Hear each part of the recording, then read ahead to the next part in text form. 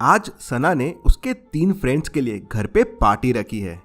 उसने पार्टी के लिए बहुत सारा खाना बनाया है। सबसे पहले कोमल आती है तो देखती है कि सना का मर्डर हो गया है। वो तुरंत डिटेक्टिव मेहुल को फोन लगाती है। डिटेक्टिव मेहुल क्राइम सीन पे पहुंच जाता है और देखता है कि सना ने 3 चीजें अपने नीचे दबा के रखी है। उतने में वहां रोहन और राहुल भी आ जाते हैं। रोहन डिटेक्टिव मेहुल से कहता है कि मैं पार्टी में सबसे पहले आने वाला था, लेकिन ऑफिस से निकलने में थोड़ी देरी हो गई। राहुल बताता है कि मैं तो लेट ही आने वाला था। डिटेक्टिव मेहुल तीनों को अपने घर का एड्रेस और सना के बारे में लिखने बोलता है और तुरंत समझ जाता है कि खूनी कौन है। कैसे? डिटेक्टिव मेहुल को कैसे समझता है कि खूनी कौन है, क्या आप बता सकते हैं? क्लूज और तीनों फ्रेंड्स को ध्यान से देखिए और आपका आंसर मुझे कमेंट करके बताइए।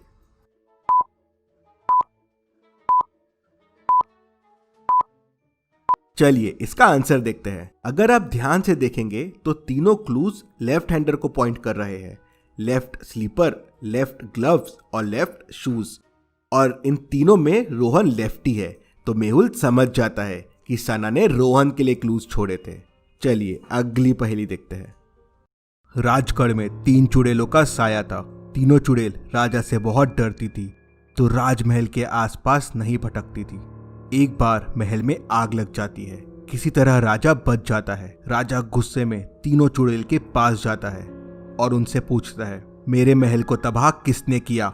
पहली चुड़ैल कहती है, मैं तो हवा की चुड़ैल हूँ। मैं तो हिमालय घूमने गई थी, आज ही आई हूँ, मुझे कुछ नहीं पता है।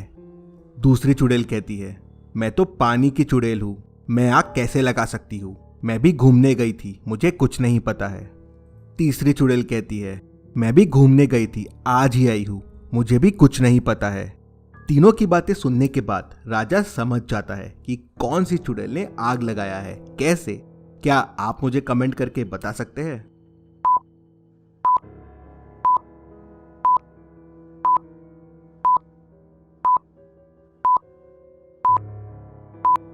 चलिए इसका आंसर देखते हैं। राजा ने चुड़ैलों को बताया ही नहीं था कि महल में आग लगी है। गरिमा चुड़ैल तो छुट्टी पे बाहर गई थी, फिर उसे कैसे पता चला कि महल में आग लगी थी? मतलब वो झूठ बोल रही है, उसी ने आग लगाई है। राजा समझ जाता है। चलिए अगली पहेली देखते हैं। राजा मथुरादास के राज्य में चोरी हो जाती है। राजा के सिपाही 5 लोगों को बंदी बनाकर लेके आते हैं। पांचों कहते हैं, महाराज हमने चोरी नहीं की है। राजा मथुरादास का लड़का कहता है, पिताश्री मेरे पास एक उपाय है। मेरे पास ये जादुई लकड़ी है। ये लकड़ी चोर के घर में 2 इंच लंबी हो जाएगी। आज रात ये लकड़ी इन 5 लोगों को दे देते हैं। जिसने चोरी की होगी उसकी लकड़ी कल बड़ी हो जाएगी। 5 लकड़ी लेके घर चले जाते हैं। अगले दिन 5 वापस महाराज के पास लकड़ी लेके आते हैं। 4 लोगों की लकड़ी वैसे की वैसे ही रहती है, लेकिन एक की लकड़ी 2 इंच छोटी हो जाती है। महाराज को समझ में नहीं आता लकड़ी छोटी कैसे हो गई। क्या आप बता सकते हैं लकड़ी छोटी क्यों हो गई? क्योंकि चोर की लकड़ी तो बड़ी होनी चाहिए थी। ध्यान से सोचिए और मुझे आपका आंसर कमेंट करके बताइए।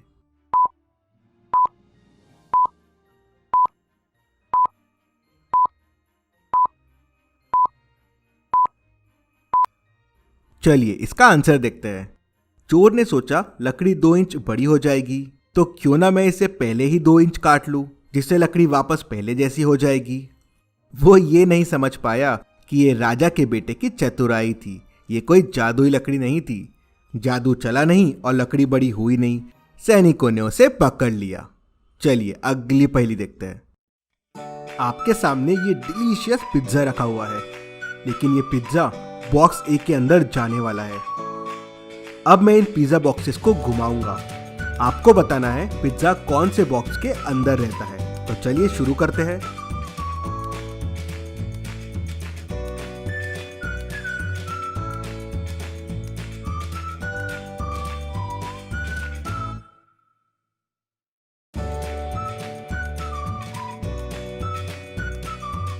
अब मुझे कमेंट में बताइए पिज्जा कौन से बॉक्स के अंदर है।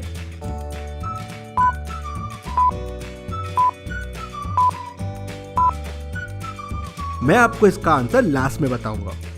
तो चलिए अगली पहेली देखते हैं। दादा गणपत अपने पोते को एक कहानी बता रहे थे। मैं पहले तिहाड़ जेल में पुलिस वाला था। कोई चोर मुझसे बच के वहां से भाग नहीं पाता था।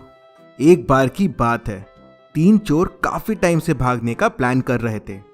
तीनों ने 12-12 घंटे के बाद भागने का प्लान किया। पहले ने सुबह के करीब 11 बजे दीवार कूद के भागने की कोशिश की, लेकिन मेरे कुत्तों ने उसे देख लिया और मैंने उसे पकड़ लिया। फिर दूसरे चोर ने 12 घंटे बाद पास वाली नदी से भागने की कोशिश की, लेकिन मेरी तेज नजर ने उसे दिन में देख लिया। तीसरे चोर ने मेरे डर से भागने की कोशिश ही नहीं की। इतना बहादुर था मैं उस जमाने में। पोता हंसने लगता है और कहता है कि दादा, आपकी कहानी झूठी है। क्या झूठ है इस कहानी में, क्या आप बता सकते हैं? आप चाहे तो वीडियो को रिपीट कर सकते हैं।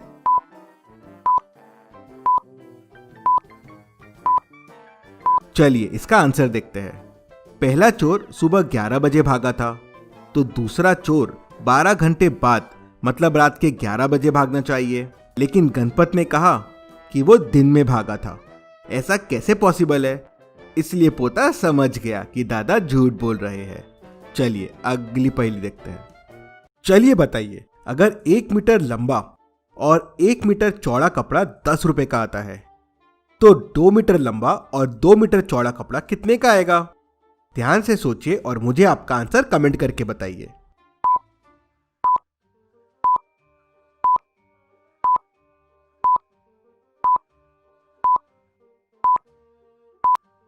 चलिए इसका आंसर देखते हैं।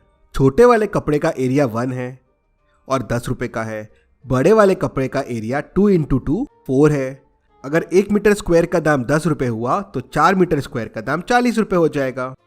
इसको आप इस तरह से भी सोच सकते हैं कि 2 मीटर बाय 2 मीटर लंबे कपड़े में 1-1 मीटर के 4 कपड़े आ सकते हैं, इसलिए 40 रुपए का हो जाएगा। चलिए अगली पहेली देखते हैं।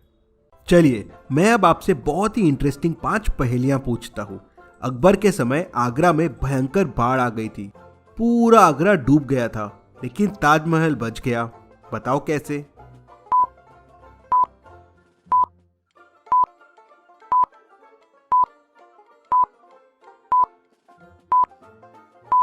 ताजमहल अकबर के समय नहीं, शाहजहां के समय बना था, इसलिए बच गया। चलिए बताइए, ऐसी कौन सी चीज है जिसे देने पे वो आपकी नहीं रहती? सोचिए सोचिए और आपका आंसर कमेंट कीजिए।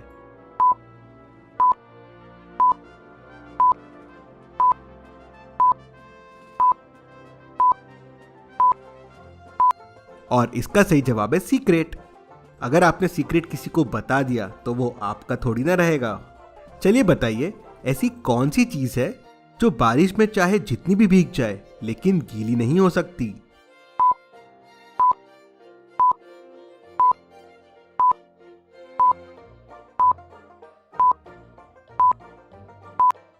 सिंपल है, इसका सही जवाब है पानी। चलिए अब मुझे बताइए, अगर एक अंडा उबलने में 10 मिनट का समय लगता है तो 2 अंडे उबलने में कितना समय लगेगा?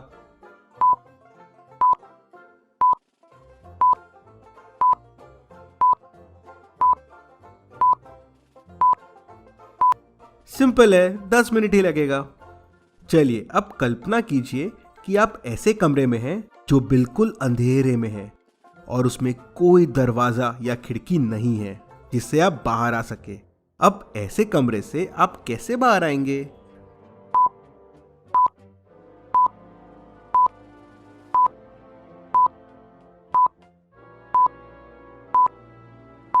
आप कल्पना करना बंद कर दीजिए। चलिए अगली पहेली देखते हैं। ध्यान से देखिए और मुझे बताइए, इनमें किसने टिकट नहीं ली है? ध्यान से सोचिए और मुझे आपका आंसर कमेंट करके बताइए।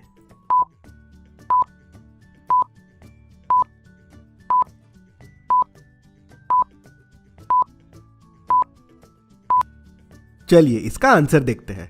पहले तो ये एक मेट्रो ट्रेन है। मेट्रो ट्रेन में जाने के लिए आपको कॉइन लेना ही पड़ता है। मतलब बड़ों में तो सबने टिकट ली होगी, लेकिन ये बच्चे ने टिकट नहीं ली होगी। इसे टिकट थोड़ी ना लगेगी, मतलब ये बिना टिकट के ट्रैवल कर रहा है। और पिज्जा बॉक्स सी के अंदर है। ऐसी और पहेलियों के लिए चैनल को सब्सक्राइब करके बेल आइकन प्रेस कर दीजिए। Thank you.